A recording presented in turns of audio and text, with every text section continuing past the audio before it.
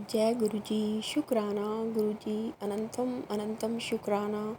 सारी संगत को जय गुरु जी। ओम नमः शिवाय। शिव जी सदा सहाय। ओम नमः शिवाय मेरे गुरु जी सदा सहाय।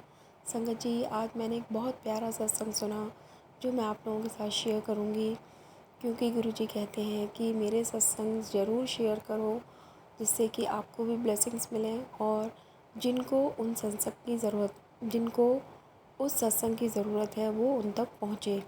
क्योंकि अब हम लोग ही मीडियम है एक दूसरे तक गुरु जी की बातें पहुँचाने का। तो चलिए सत्संग को स्टार्ट करते हैं। एक आंटी थी, उनका बिज़नेस था। बिज़नेस बहुत अच्छा चलता था पहले, लेकिन अचानक से सब कुछ ठप होने लगा। कुछ नहीं, सब घर में तंगी, हर चीज़ के लिए कलेश कलह है। एक दूसरे से लोगों ने बात करनी बंद कर दी। घर में हर वक्त तनाव का माहौल रहने लगा। आंटी इन सब से बहुत परेशान हो चुकी थी।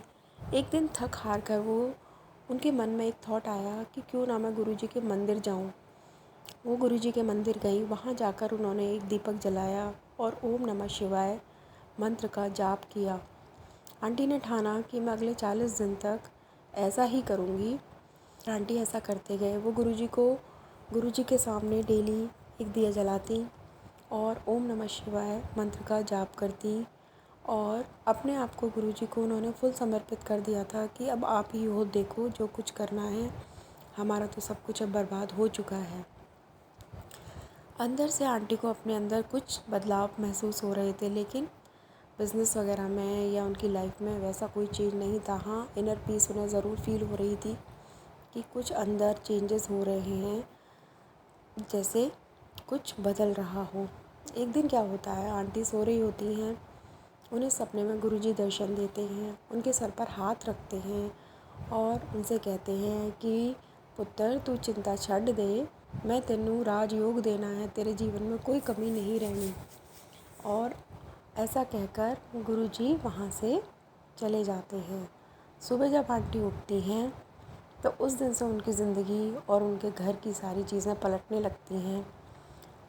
बिज़नेस में पहले एक ग्राहक आता है, फिर दूसरा, फिर तीसरा। इस तरीके से जो लोग पहले काम देना बंद कर चुके होते हैं, वे फिर से उन्हें काम देना शुरू कर देते हैं। उनकी जीवन की गाड़ी फिर से पटरी पर लौटने लगती है और आंटी कंटिन्यू 40 दिन तक पूरा अपना जो उन्होंने बोला था वो कंप्लीट करती हैं। और देखते ही देखते आंटी और आंटी के परिवार में वो सारी खुशियाँ फिर से वापस लौट आती हैं जो पहले थी और बीच में सब कुछ खो गया था। तो कई बार संगत जी कहते हैं कि हमारी ज़िंदगी में परेशानियाँ इसीलिए आती हैं कि हम अपने आप को अपने गुरु को समर्पित कर सकें, उनसे पूरा कनेक्शन दिल से बना पाएँ। तो सुख और दुख जीवन का हिस्सा हैं, लेकिन जब बंदा बहुत ज़्यादा दुखी होता है तभी वो पूर्णतः समर्पित होता है ईश्वर को, कि जब उसे कोई भी रास्ता दिखाई नहीं देता, सारे अपने साथ छोड़ जाते हैं, तब हमें ईश्वर की ही याद आती है। तो इसीलिए कहते हैं कि दुख में तो सिमरन सब कर लेते हैं, लेकिन सुख में भी सिमरन करते रहो। जैसे कि आंटी ने शुरू किया और अब उनकी ज़िंदगी में कोई दिन ऐसा नहीं जाता जब वो गुरुजी का शुक्राना नहीं करती हैं। वो डेली मंत्र जाप करती हैं। तो संगत जी, आपको अगर ये सत्संग पसंद आया तो प्लीज़ इसे लाइक शेयर ज़रूर करिएगा, क्योंकि न जाने कितने लोगों का कल्याण हो जाएगा और कितने लोगों की ज़िंदगी संवर जाएगी और आपको कितनी ब्लेसिंग्स मिलेंगी इस सत्संग को शेयर करने से। तो जय गुरु जी। शुक्राना गुरु जी। जैसे आंटी के परिवार में खुशियाँ वापस आई, उनका बिज़नेस फिर से दोबारा चलने लगा, उसी तरीके से जिन जिनकी ज़िंदगियों में परेशानियां हैं, जिनके बिज़नेस नहीं चल रहे हैं, मेरा भाई भी है उनमें से एक, उसको भी ब्लेसिंग्स दीजिएगा, उसकी शॉप भी बहुत अच्छे से चले।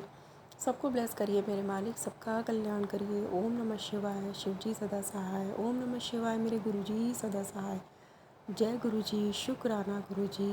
अनंतम अनंतम शुक्राना।